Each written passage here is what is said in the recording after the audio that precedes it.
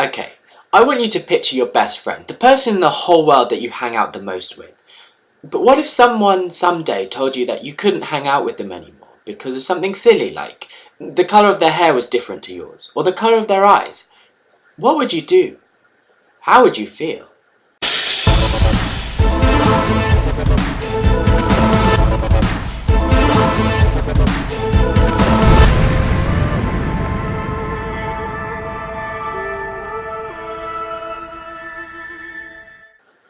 Anna-Marie Johansson and Ellen Rosen are best friends. They do everything together. They go to school together, they play together, absolutely everything.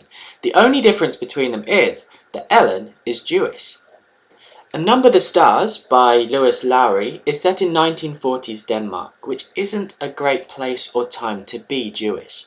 For 2 years, the Germans have occupied Copenhagen, where Anne-Marie and Ellen live, but suddenly, one night, rumours start to spread that the Nazi authorities are going to relocate all the Jewish people in the area.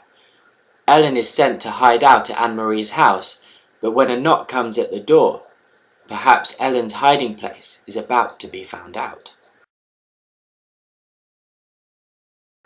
Lowry spends a lot of time building up vivid pictures of the locations, and this is particularly clear when the characters move from the city to Anne-Marie's uncle's house, which is by the sea. So you get a real mix of the city and rural locations.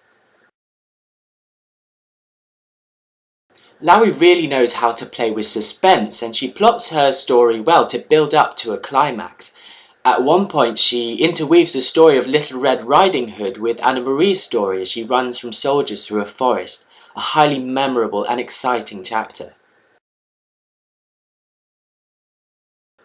Both Anne-Marie and Ellen are instantly likeable characters. Their bond as friends is really strong.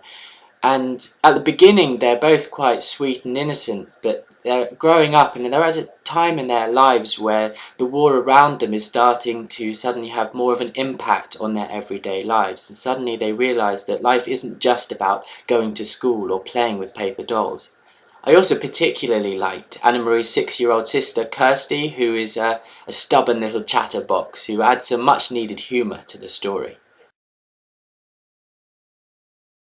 Number the Stars is a story about childhood friendship, the horrors of war, and hope.